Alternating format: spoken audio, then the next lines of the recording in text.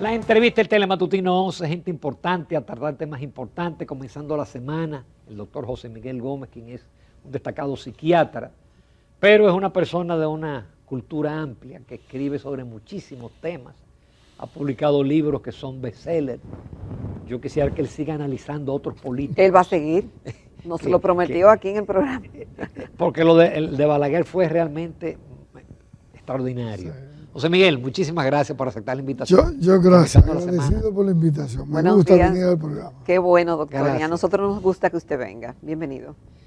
Y vamos a hablar de algo que quizá mucha gente piensa que no esté conectado con la psiquiatría, pero sí está conectado con la psiquiatría.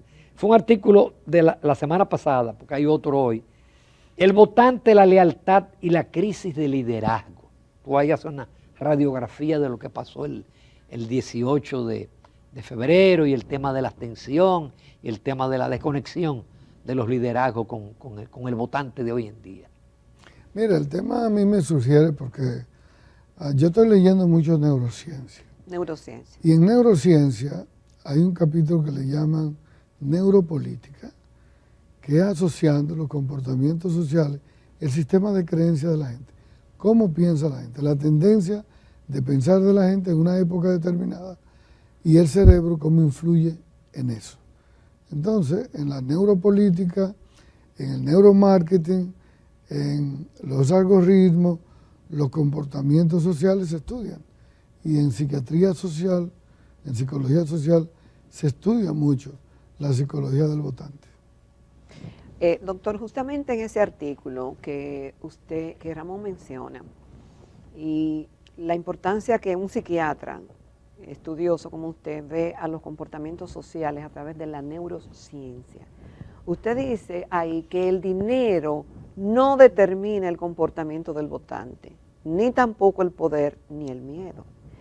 Y saco esto a colación porque justamente hay un artículo hoy del doctor Leonel Fernández donde él dice todo lo contrario, en parte de eso. Además de hablar del contenido del discurso del presidente Abinader, dice que el voto, la compra de la cédula y eso indujo a la abstención. Entonces lo contrario. Y usted dice, pues váyanse para atrás y vean lo que pasó en otros periodos. Bueno, mira, si tú estudias la historia y lo que ha estado pasando en las últimas décadas en República Dominicana, por ejemplo, en el 78, entonces tú tienes que pensar que Balaguer tenía el dinero, el poder, los guardias. Los guardias, todo. Todo. Y la gente decidió votar por Antonio Guzmán. Y la gente, se recuerdan, cogemos la fundita y no somos reformistas. ¿Tú te recuerdas esa cosa? Sí, claro. Es decir, la gente yo votaba en el 78 y más para atrás.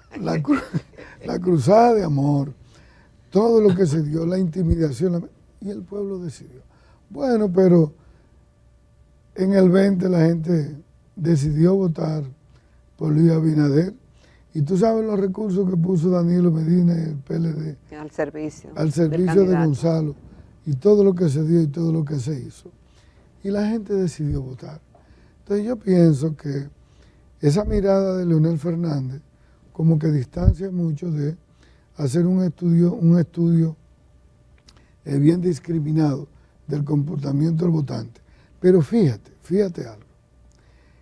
El votante ha cambiado mucho en República Dominicana, viendo del comportamiento de que hace 20 años este país, Jacqueline, era totalmente rural. Sí. Ahora el 70% de la población vive en la zona urbana. El 42% son estudiantes. Las remesas inciden y la clase media alta y alta no le compran el voto. Tú tienes que estudiar por qué la abstención en Santiago, en los sectores clase media y alta. ¿Fue Abinader que decidió eso? ¿Fue el PRM que decidió eso? ¿A esa gente le compraron el voto? Evidentemente que no. Entonces, han cambiado las cosas, las redes sociales, todo el mundo aquí, por más pobre que sea en el rincón, tiene información, le llegan las informaciones, sabe lo que está pasando. Entonces, hay un votante que cambió. y por qué no decirlo, ya no hay los líderes carismáticos donde usted votaba por un líder que influye fuera o dentro del poder con dinero y sin dinero, como era el caso de la tradición del voto colorado. Del por voto Balaguer, colorado, que del eso voto se blanco, mantenía de familia, de generación familia en generación. generación. Así es. Cuarta generación que votaba, desde el abuelo al hijo, porque esa familia era colorada. Todavía el Partido Reformista sacó 70,000 votos. Todavía. Todavía. Y eso no es por los jóvenes del Partido Reformista. Todavía hay gente. Ese voto conservador ha ido cambiando. Entonces yo pienso que el comportamiento va a seguir y los que están asesorando a los partidos políticos, específicamente al gobierno, ¿verdad? Están haciendo su trabajo. Y yo pienso que el voto en República Dominicana, en ausencia de esos líderes carismáticos, la gente no está siguiendo muchos discursos, propuestas, formatos. La gente ha perdido la lealtad en los partidos políticos. ¿Eso por qué, doctor? Usted dice que el votante ha perdido la fidelidad y lealtad y el sentido de pertenencia que antes tenía frente a un partido político cuando se inscribía o cuando simpatizaba sin estar inscrito, pero era fiel. ¿Por qué se ha perdido eso? El cambio del comportamiento ha sido en el mundo entero, el comportamiento social de la gente, lo que es la crisis de los vínculos, de los apegos, del sentido de pertenencia, y eso se está estudiando desde el comportamiento social. La gente no tiene fidelidad y lealtad a partidos políticos, ni siquiera a veces a estructuras como la familia, las parejas. Se está hablando del voto desechable, se está hablando de los comportamientos sociales. El movilismo social, las remesas, lo rápido, el inmediatismo, ha cambiado la percepción y el comportamiento social. Y eso ha pasado también en los partidos políticos. Ese transfugismo que están viendo, fíjate que al PLD esta semana se le fueron varios, dos diputados, renunciaron y van a seguir renunciando porque la fidelidad está en crisis. El apego, la lealtad invisible, eso está en crisis. Y eso es propio del proceso de deshumanización, es parte del proceso de la crisis de los vínculos y donde la gente ya no se ata. La gente no se ata. Pero eso es malo, el transfugismo es malo, doctor. Sí, es muy negativo. Porque media el dinero casi siempre. Sí, porque es la crisis de los vínculos, es la crisis de... Y a uno le duele decir eso. La crisis de la desdolarización. Eso ha venido después de la crisis de las ideologías, donde ya no hay paradigma, no hay ideología, no hay ideales. Y no hay una distinción, sueños, no son no hay diferentes. Compromiso, no hay diferencias. Fíjate que la ausencia de acuerdo en el PLD con la Fuerza del Pueblo no es programática, no es en aquellos acuerdos que se hacían en los 70 para mejoría de un proyecto de nación. Es un problema de odio. Personal. Doctor, en el artículo de hoy del abstencionismo, usted habla del votante fiel, seguro, lo que le llaman el voto duro, pero habla también del votante indiferente y habla también del votante influenciable. Hay un votante influenciable y ese es el que va a tener todo el mundo que trabajar. Es el votante que en todos los países, en neurociencia, lo están trabajando a través del sistema de creencias, de los algoritmos y del neuromarketing, de la publicidad. Es el votante que tú le vas a través de la publicidad construyendo una imagen de un candidato, le va construyendo un pensamiento para dónde él dirigir el voto. Entonces los algoritmos lo que hacen es estudiar los comportamientos sociales de las personas a través de las redes. Fíjate que tú pones en tu celular un tipo de comida que te gusta y te mandan todos los tipos de comida. Es verdad. Tú pones una cartera. Y tú haces una reservación a algún sitio. A un sitio. O a un país y te llega todo lo y de te ese llega partido. todo. Entonces, ese es el estudio del algoritmo. De estudiar las tendencias, los afines, los gustos, los comportamientos que tiene la gente en determinadas personas o en determinados grupos sociales. Entonces, a través de ahí te influyen y le dicen al candidato la necesidad que tiene la gente, qué quiere escuchar la gente, de qué quiere que le hablen. ¿Es de los grupos de política de género? ¿Es de los grupos de minorías? ¿Es hacia los gays? ¿Qué van a hacer con los religiosos? ¿Los jóvenes y las mujeres que son determinantes en estas elecciones? ¿El grupo del voto conservador de 70 años en adelante es mínimo? Entonces, el algoritmo te va diciendo al candidato, al partido, hacia qué necesidades tiene la gente, qué es lo prioritario que la gente quiere escuchar ahora. Pero sin embargo, doctor, permanece aún en la República Dominicana lo que se llama un voto duro. Sí. Sí, los partidos no lo ven, que tienen una votación que se mantiene fieles. ¿Por qué se mantiene fiel ese votante? Ese votante, el comportamiento es hereditario. Ese es el votante que es mayor de 60 a 70 años, que ha tenido un hábito de votar por un color, por un candidato, por un partido, y todavía sigue siendo fiel a ese partido.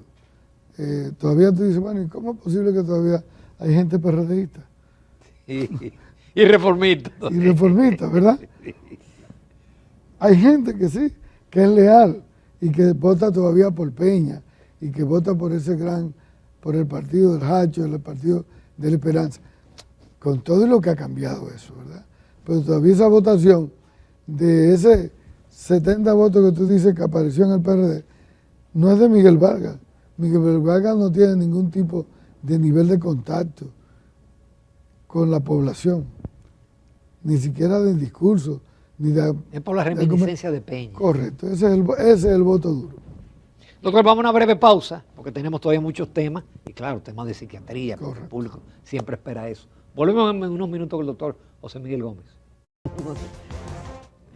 Continuamos esta mañana en Telematutino 11, estamos conversando con el doctor José Miguel Gómez, psiquiatra, y bueno, se estamos interpretando desde el punto de vista de un profesional de la salud mental, el tema de la neurociencia como de la parte del comportamiento político y social.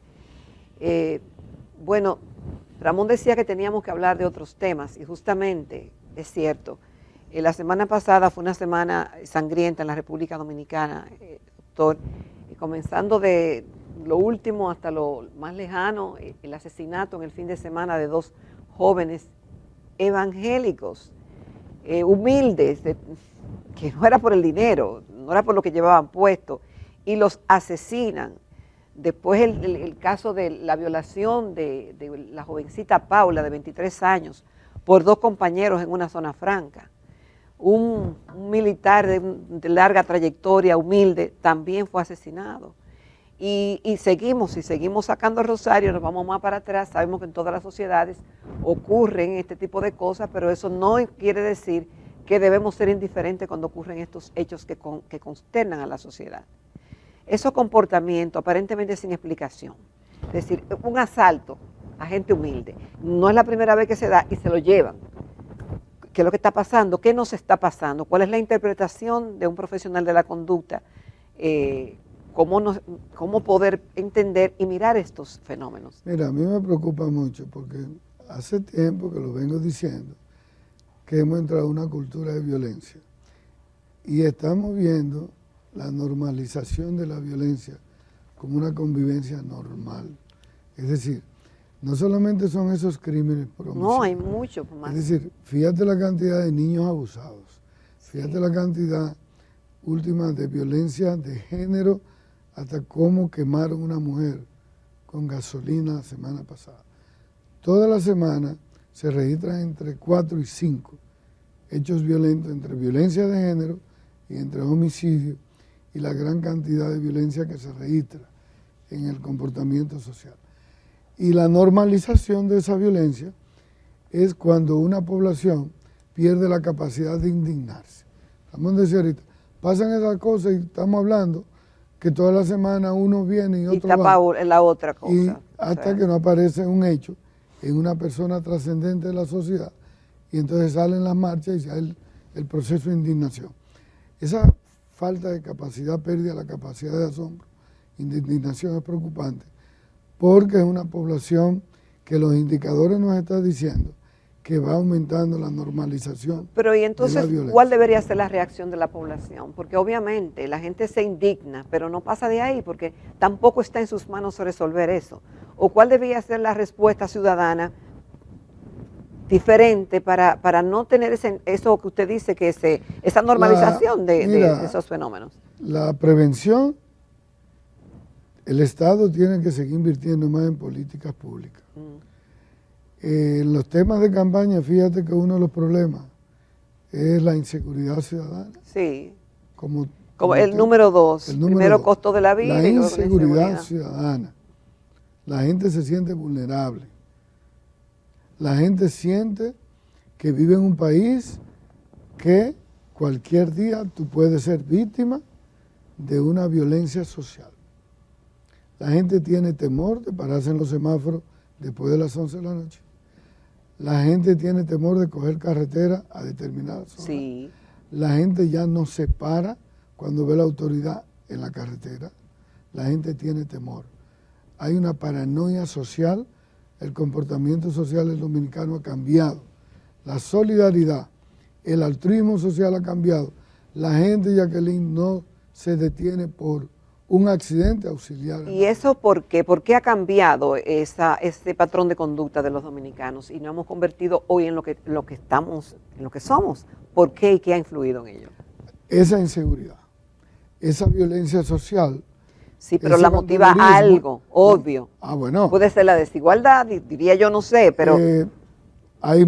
seguimos siendo, a pesar de que tenemos 20 años creciendo de manera sostenible, todavía el país en términos de distribución sigue siendo uno de los países de más inequidad social.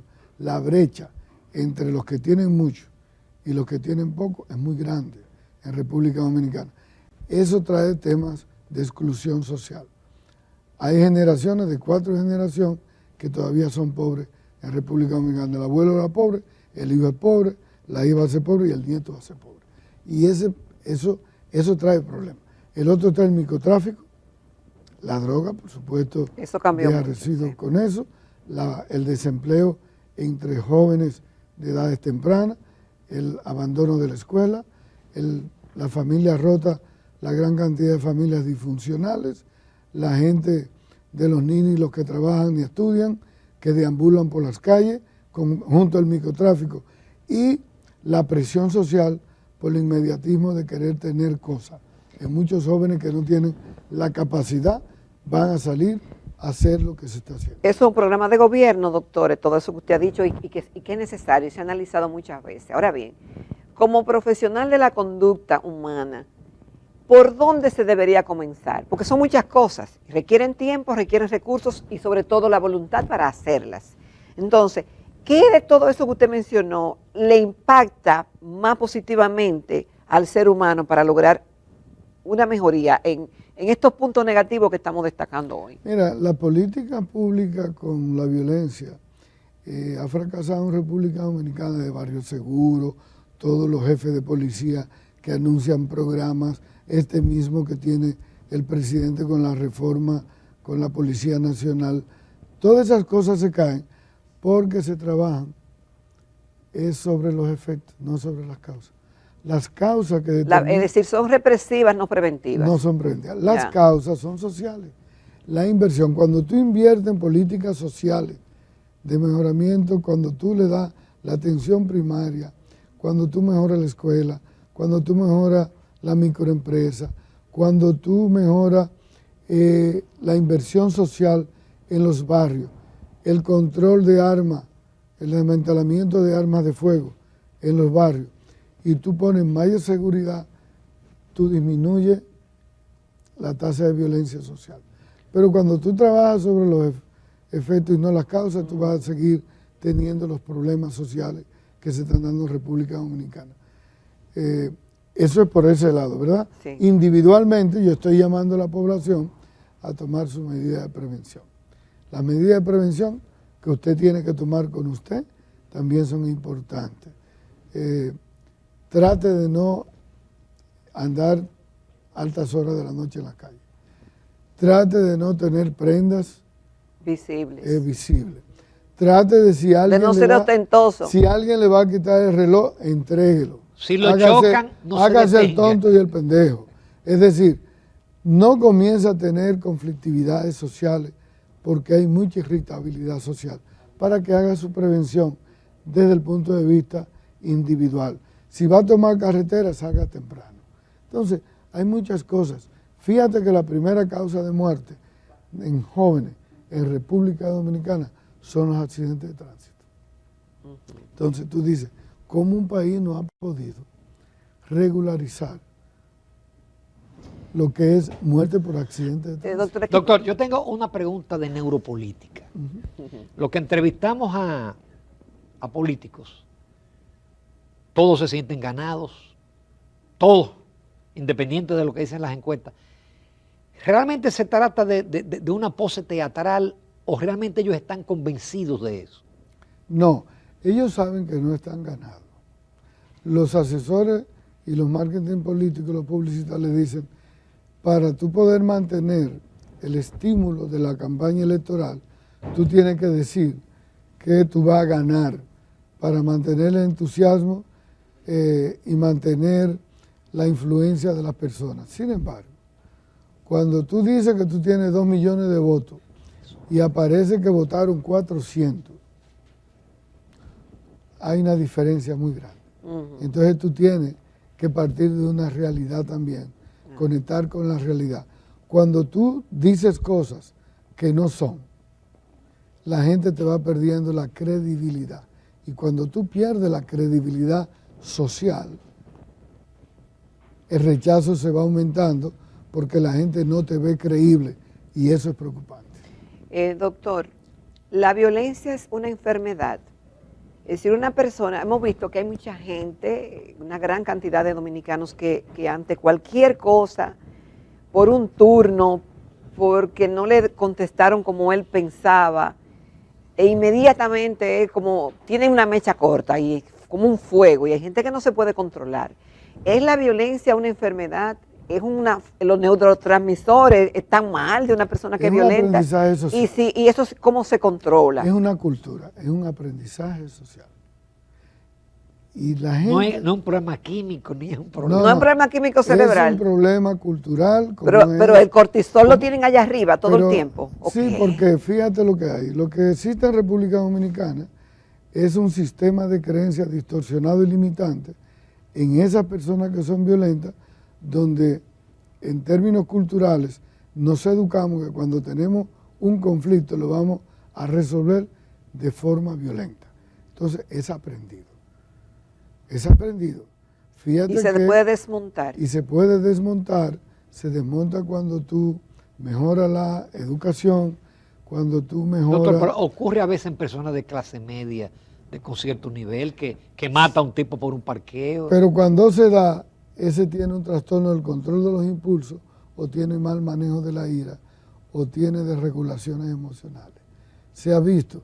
Y cuando esos que han matado por parqueo, por una fila, por una discusión entre vecinos, por una pared, cuando tú haces la historia, la familia te dice, él siempre tuvo reacciones violentas o tiene abuso de sustancias.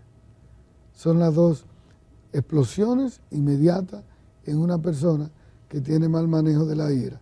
Cuando una persona tiene inteligencia emocional, que es como aprender a manejar tus emociones y aprender a solucionar los problemas de forma inteligente, fíjate que tú eres más tolerante, tú discriminas mejor, tú utilizas más la proporcionalidad para solucionar tus problemas.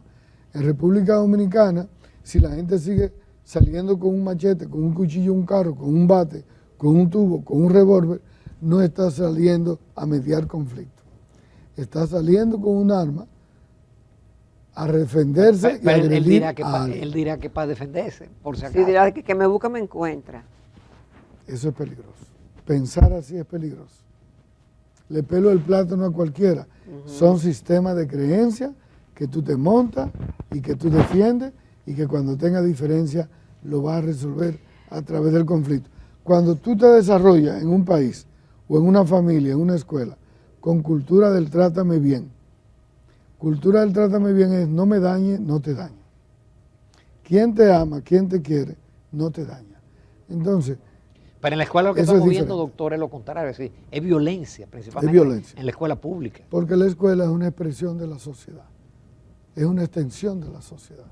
Y cuando en un barrio, en una escuela, vive población violenta, muchachos que viven en familias violentas, muchachos que dentro de su sector hay muchos problemas de nerviosismo, de tensión, eso se desplaza en la escuela, eso se vive en la escuela. Y eso es preocupante. Doctor, ¿ha aumentado el abuso de sustancias prohibidas? Ha aumentado mucho el consumo de sustancias. Y déjame decirte algo que a nosotros los psiquiatras y los psicólogos nos preocupa. La tercera causa de cama hospitalaria, de demanda de cama hospitalaria, es por droga. Actualmente. Actualmente, es decir, no es bipolaridad, esquizofrenia. La tercera causa que estamos internando los psiquiatras tiene que ver con cocaína, marihuana, LSD y tiene que ver con alcohol. Entonces, es un problema. Y es en la población joven. Pero lo es más internan, preocupante. lo internan que para Para desintoxicarlo. desintoxicarlo y luego entrar a programas de rehabilitación psicosocial. Pero Y- hay y la- recaídas siempre. Doctor, Siempre hay un alto el porcentaje. de recaídas. 85% cuando sale de la unidad terapéutica tiene incidencia de recaída, Ramón. Doctor, pero Y eso usted es lo preocupante. dice bueno, que lo que reacciona de determinadas maneras es porque tienen en su interior problemas de manejo de la ira y otro trastorno no me acuerdo lo que mencionó. Pero ¿cuántas miles de personas andan por ahí sin un diagnóstico y que están enfermos? Sí, hay muchos enfermos. En la calle hay muchos enfermos y por eso uno le pide a la población, si usted tiene un miembro en su familia que tiene conducta desproporcionada, que tiene desregularización en sus emociones, que es impulsivo, que es mecha corta, que no es tolerante y que te está diciendo que va a terminar mal, búsquele la ayuda temprana, porque eso se modifica a través de terapia, a través de medicamentos y a través de programas de asertividad en psicoterapia, que él cambia sus emociones y aprende a solucionar sus conflictos de una forma asertiva y tolerante. El que es violento tiene dos caminos que va a terminar, o termina en la cárcel o termina en el cementerio. Entonces usted tiene que enseñarlo a una convivencia pacífica en una sociedad donde hay tanta gente violenta. Eso es importante. Doctor, y finalmente, y esa familia que no sabe, ¿cómo acude a un psicólogo o acude a un psiquiatra? Que pueda ir donde el psicólogo, que pueda ir donde el psiquiatra, que pueda ir a atención primaria, que pueda ir al hospital. Pero cuando usted tiene un niño con oposicionista desafiante, con hiperactividad, con impulsividad, que es agresivo en la escuela, que es agresivo en la casa, que entró a la adolescencia agresivo, y sigue así, si usted no le busca la ayuda, usted lo va a perder antes de los 25 años. Entonces, búsquele la ayuda temprano. Doctor, muchísimas gracias. Muchas Con gracias. usted se aprende muchísimo. Buen día, buen fin. Buen inicio de Buena semana. semana. Sí. Gracias, doctor. Bueno, vamos a comerciales. Retornamos a la recta final del Telematutino 11.